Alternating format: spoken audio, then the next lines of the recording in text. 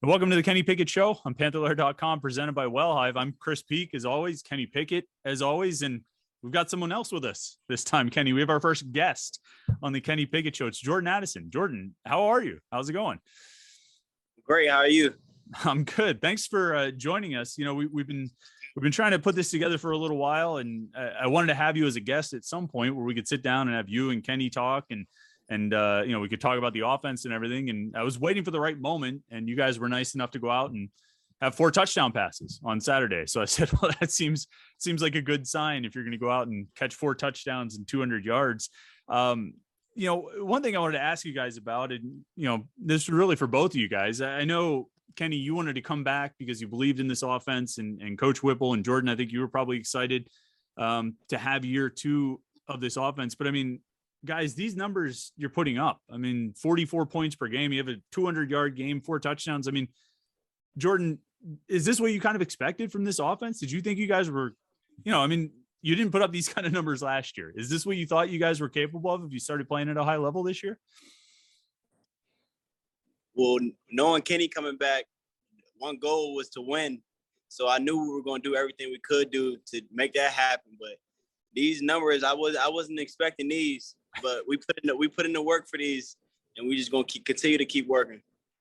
Kenny, I mean, was he one of? I mean, you said it after the game. You know, you came back because you believe this team was special. I mean, how much does, you know, not to put you on the spot with him right here, but how much does Jordan figure into, like, you know, part of your reason for coming back of having a guy like him to throw to?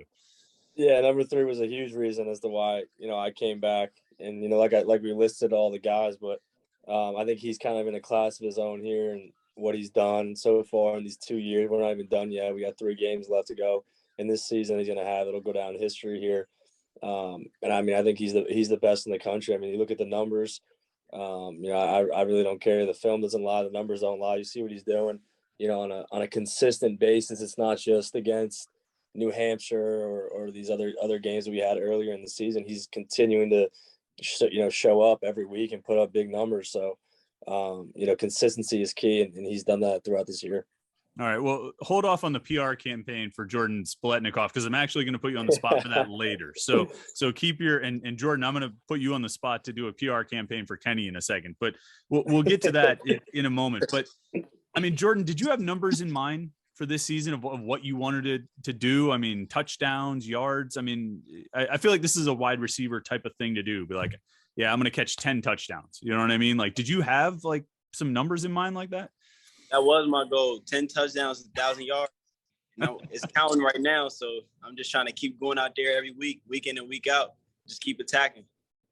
I thought one of the really interesting stats, I was just looking at this today, guys, is like, Jordan, for you, last year you averaged 11 yards per catch. This year averaging 17. And I can look at the touchdowns. You know, you obviously had a 62-yard touchdown, but even like 34, 18. I mean, it seemed like last year was all like a lot of short passes, right? Right. And, you know, how much of it was like an effort this year to get more downfield stuff and not just quick screens and see what you can do, but really kind of attack and stretch the field this year?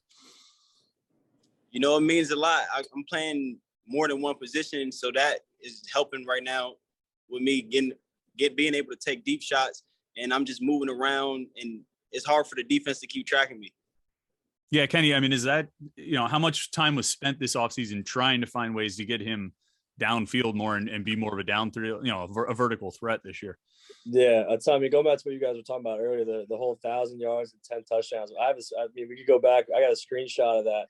I think as Jordan, I think I sent that to you in like June or July, if you remember. I said 10 and 1,000, and you know, we're going to be well on our way past that. But no, I mean, that goes back to the winter when we started having him move around, and in my head, I'm having him run routes that aren't typically what just the zebra in our offense, we call it the zebra, what just the zebra does. I know that he was going to move to Z and move to X, and that we we're going to get him in position to go downfield. And that was the one thing we talked about. Like you said, he was getting a lot of kind of stuff underneath, and we weren't letting him use his natural speed and letting him get down the field. So yeah, that was a huge emphasis this year, getting more explosive plays, explosive touchdowns. And, you know, when you have a guy like him, it makes it a lot easier to throw it out there and just let him go do his thing. Now, Jordan, I can remember back in December, I was doing my, you know, Wednesday or Tuesday night live stream podcast. You know, every week I just sit down for an hour, do a live stream on YouTube and talk to, you know, about Pitt and stuff like that. And at one point I got like a notification on my phone, and it was this guy, Kenny, announcing he was going to come back. You know, when he put out his tweet on Twitter. I remember what I was doing at that time. Do you remember when you heard Kenny was coming back? Did he tell you? Did you read it on Twitter? How'd you get the news that he was going to play another year? I actually seen it on Twitter. So when I seen it, the first thing I did was text my brother and my mom. I was like, "Do you see?" I see it. I was like, "Kenny coming back." My brother had told me, he was like, "It's time to go now." Kenny, so you couldn't. We knew it was going to be a big year. Kenny, you couldn't reach out to, I mean, your number one receiver. You couldn't be like, "Hey man, I'm going to play." He had to find out about it on Twitter. Really? Yeah. I told you, I let my coaches know, and I was so stressed out that week. I sent it out. I put my phone down, and I was done.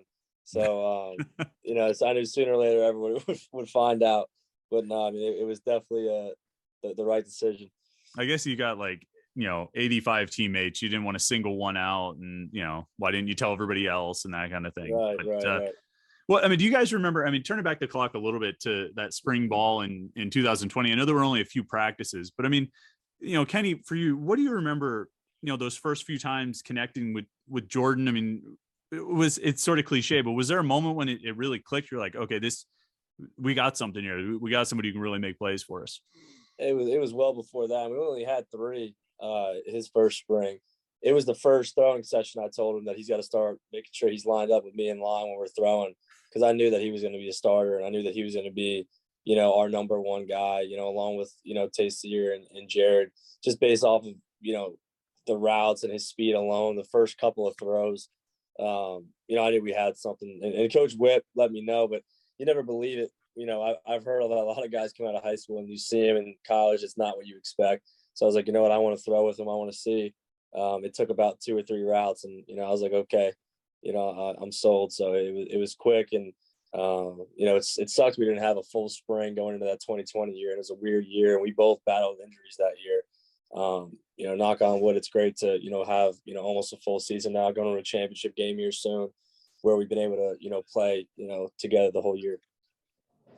All right. And so Jordan, you know, I mean, you know, Kenny just talked about, like, you know, when you guys started connecting at this point. I mean, you guys have played however many games together. He's thrown, you know, 1 million passes to you at this point, all these touchdowns.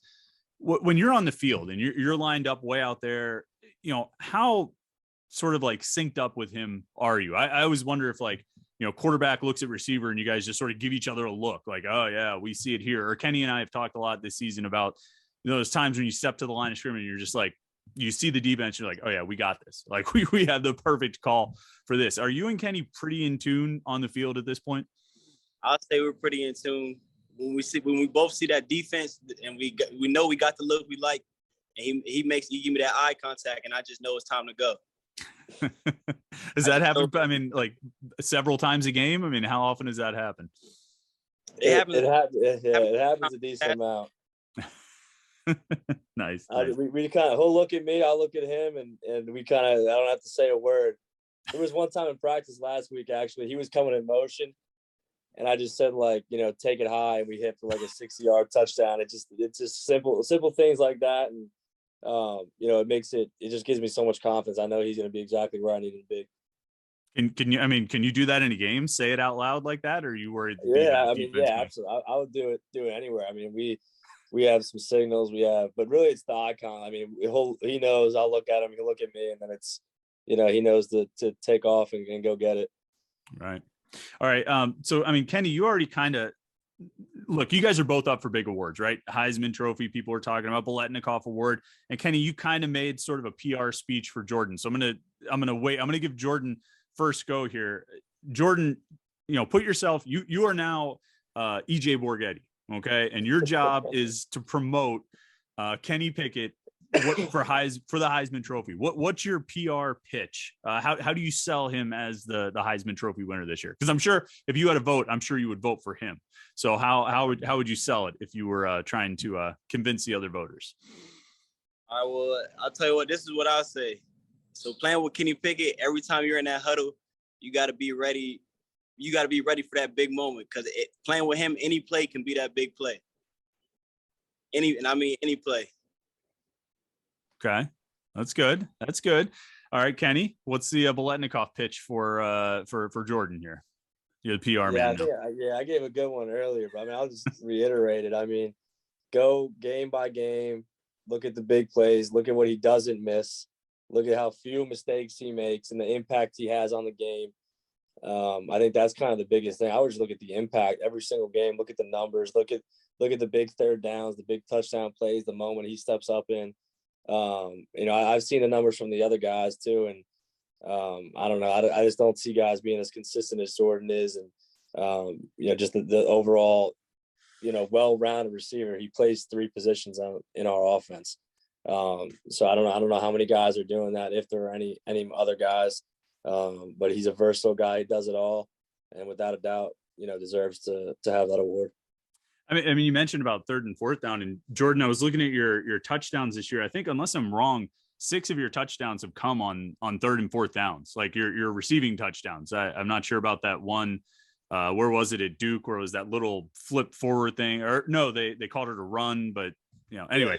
But I mean, 6 out of whatever 15 on third and fourth downs. Now 3 of them came on Saturday night, but I mean, does it ever surprise you when you get those opportunities? Because it seems to me, if I'm the other team, if I'm the defense, I'm saying, where's 3? You know what I mean? This is a third down. This is a fourth down. I need to watch for number 3. Does it surprise you, or you just kind of chalk it up to technique and design of the offense and all that? But I mean, does it surprise you when you get those opportunities on third downs that defenses kind of still seem to let you go, to get away for a score? Yeah, it does surprise me sometimes, especially when they're in like man-to-man on third down, because money down, they want to get off the field and we want to keep the drive alive. So everybody's at their best, and that's just when I show up. Now, speaking of touchdowns, and this Virginia game just kind of lined up perfectly with 4 in this game. I thought we could kind of go through each of these touchdowns because they were each pretty interesting, I thought, and unique in their own way. The first one was almost kind of boring by comparison to the next 3 that came. 11-yard pass, first play of the second quarter. Jordan, I think you went in motion to the right. Kenny threw it real fast. I mean, the ball came out super quick. Jordan, was that ball coming to you before you even turned around? Did you know it was going to be there as soon as you turned your head, or what went down on that play? So I'm coming in motion, and then I see the corner playing off coverage. So we got the look that we wanted. So I knew right when I make my break, the ball was going to be there, and he threw a good ball to where only I can make a play on it. And then the next one, Kenny, it was 4th and 4 from the 18, and Jordan's in the slot here, and I don't know if the guy defending him just gave up during a scramble drill or what it was, but when you threw the ball, Jordan's just standing by himself. And I know he was back there for a long time. I mean, you threw it pretty much as soon as he was standing by himself. But first of all, it's 4th and 4 at the 18. I mean, are you guys thinking touchdown when you break the huddle there? And second of all, are you still surprised that he ends up wide open in the end zone on that play? Yeah, I knew I was getting pressure with it. We should have had it protected. It was a little miscommunication we had. I was initially thinking boundary to Jared on the certain look that I had. The safety ended up sticking. The back didn't get out. So, I didn't have the combination that I wanted that side. So I ended up breaking to the right, broke the scramble drill. And it's just always, you think, high to low on the screen. I'm thinking touchdown, and then I'll come down and, you look up and Jordan, perfect scramble drill. He's wide open in the back of the end zone. Like you said, they just let him slip. Guys get their eyes in the backfield and they see me take off. He did a great job of finding some open grass, and it was a easy pitch and catch on that one. Jordan, I feel like it's sort of a classic thing to watch games, and you see the receiver who gets wide open, but the quarterback doesn't find him, and he just kind of like throws his hands up like, oh, come on, how could you miss me? I mean, that doesn't seem to happen all that often with you. I think Kenny seems to do a pretty good job of finding you, but do you have times where, like a play like that, if he had gone somewhere else, where you come back to the huddle and be like, Kenny, man, I was open. What were you, why didn't you go to me? Does that happen often or from time to time? Not too many plays where that happens, so I don't really have to worry about that too much. I guess he tends to look for you pretty often, so it's yeah, he doesn't miss you when you're open. All right, so this next one was pretty interesting. The third touchdown. It's a 4th and 1 at the 34, and I'll be honest with you guys, I don't get this. All right, I don't get what Virginia was doing here. They take Rodney. Rodney's the little bowling ball power running back, right? You guys take him off the field on 4th and 1. You bring in Vince. You only have one tight end. You take Gavin off the field. You just have Lucas. And then you've got 3 receivers, and they still line up with like 8 defenders within 6 yards of the line of scrimmage.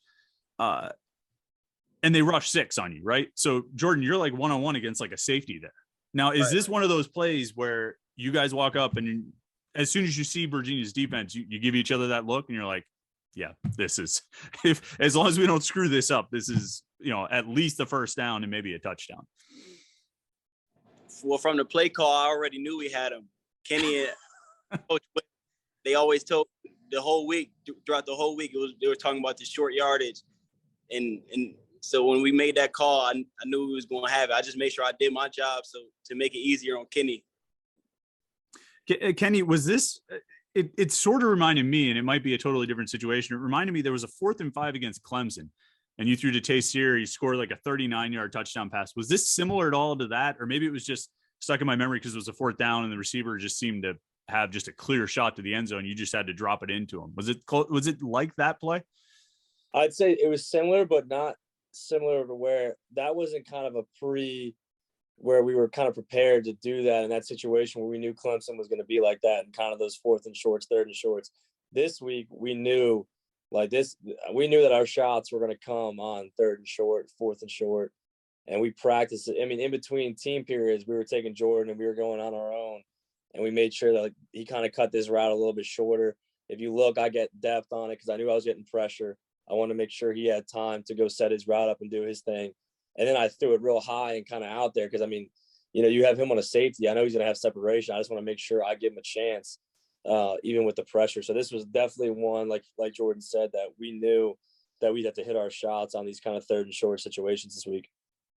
All right. And then the last one, 3rd and 5 from the 38. I mean, maybe the biggest play of the game. You guys are under center this whole drive, which was weird enough. I mean, I can't remember the last time I saw you run multiple plays under center. You come out on 3rd and 5. You'd been running the ball all this time. And it was interesting because the play before, the 2nd and 6, all of us goofballs up in the press box were like, boy, sure looks like they could hit a pass play because Virginia was just loaded up to stop the run, right? And Jordan, it looked like you had like, one man on you on the play before. And obviously they stop it for a 1-yard gain. That play though, I mean, it seemed like it was set up for you guys sort of perfect with the way Virginia was defending. But, Jordan, can you tell me, like, what goes through your mind from the time you're getting off the line of scrimmage? Because it's obviously really interesting where it was almost intercepted, but somehow you came away with the ball. How did that whole thing go down? All right, so first, when I got out there, the defense was playing man-to-man, and it was press coverage. And the play that we were running, we have never ran it against press coverage. So now I'm already thinking, like, I just got to win. So I win at the line, and I fight to stack, and then I make my outbreaking. I make an out cut, and then Kenny threw the ball in the air. And I haven't told you this yet, KP, but I just want to thank you for giving me the chance, for just trusting me and giving me the opportunity to make that play. But he just threw the ball up there, and I seen the defender diving out to make the interception because I knew he was attacking the ball, but I just ran in front of him and just cut the ball off. He missed a tackle, and then all I seen was green grass from there. Well, so it's interesting when I was watching the replay, he slipped. Did you notice that? The defender slipped. I think if he doesn't slip, like if he doesn't slip when you make your outcut, I think you're just by yourself. You know what I mean? Like, because you were behind him. So, but because he slipped, he like got up right where the ball was going to go. Like it almost like helped him. But was the ball in his hands and you had to take it away from him? What happened like at that? Was there like a point of like conflict where you both had your hands on the ball, you and him? Yeah, we both had it, and I just ripped it away. We just wanted. That's all. We just wanted it more. I mean, is that the kind of thing that happens in slow motion? Do you make eye contact with the guy as you're trying to rip a ball away from it? I mean, it happens like this, but what's it like for you on the field in that situation? I can't even explain the feeling. Kenny, what does it look like from where you are? Like, I mean, when you're watching that, you put the ball up in the air, how quickly, or is there a moment where you're like, oh God, that guy's right there. Like that guy's between me and Jordan. Is there a moment of concern for you? People won't believe that. I don't even know if Jordan will, but no, I didn't, because like he said, it was press. We never had that in the look. everything that we saw, if he's soloed out like that, they're not going to press him, especially in the situation. I didn't think they were going to press him. So they pressed him, and I'm like, all right. What I'm thinking is I just got to catch his angle. So that's how I always tell him, set the angle for me. If you take it high, if you come out of your break high, I'm going to throw it high. If you come out flat, I'm going to throw you flat. So when I saw him come out flat, I said, all right. And I just kind of threw it out there for him. And, I didn't want to overshoot. I'm like, listen, it's our best guy. So I'm going to give him a chance. So I put it up for him. And he did a great job of doing exactly what we've always practiced, him coming back towards the ball and, making a play on it and then finishing the game. All right, guys. Well, those four pretty interesting touchdowns, and I got to think you might be leading the country in fourth down touchdown passes, because I think you have 3 of them this year, and they're all like 18, 34, and 39 yards. So you're not just like chipping it in from 4th and goal or anything like that. But you guys go up to Syracuse this week. I'm kind of curious. I mean, Jordan, how are you approaching this? Just like one more out of the 12? I mean, obviously, if you lose, you still make it to the ACC championship game. I mean, what's your approach this week? Is it any different from previous weeks, or how are you going into it? It's no different from any other game. We're trying to go 1-0. So I'm gonna approach this like this is the championship week, and we're gonna get after it tomorrow. Kenny, do you think about? I mean, I'm sure you've seen or read or heard. Pitt hasn't won 10 games in the regular season in like 40 years or something like that. I mean, does something like that add a little something extra for you that like you guys can? I mean, you guys have been making history a lot this season with the record books. That can be another sort of notch you can pull off. Yeah, I mean, my message to the team will be, at this point, every win, your legacy grows. So it's, we have 3 games to go. If you win out here, you'll leave your mark on this program, and that's something we all want to do. So it's a pretty easy message, and I think our team will respond well. And like Jordan said, we just want to go 1-0 this week. Oh yeah, this will be Jordan's first time in the dome too. I didn't think about that. You have any words of advice for him, Kenny, on what to expect? You've played up there a couple of times. What to expect in the Carrier Dome? Yeah, I think he'll be okay. He's a veteran now. He's got some big games under his belt, but yeah, no, it's definitely a cool place. I'm excited for all the young guys to experience playing in the Dome, especially the Carrier Dome. A lot of history. Definitely a cool place to play. And a turf surface too. So maybe get a little extra. Some Pitt receivers have had some big games up there, Jordan. So maybe the opportunities there for you. But all right, guys. Well, congratulations on the win in Virginia, or win over Virginia, the ACC Coastal Division and all that. And I guess good luck this week at Syracuse. Thanks again for joining us, Jordan. I appreciate you stepping in with us. It's been a lot of fun, and good luck up there on Saturday. Thank you. All right. See you later, Kenny. All right, Chris. Thanks.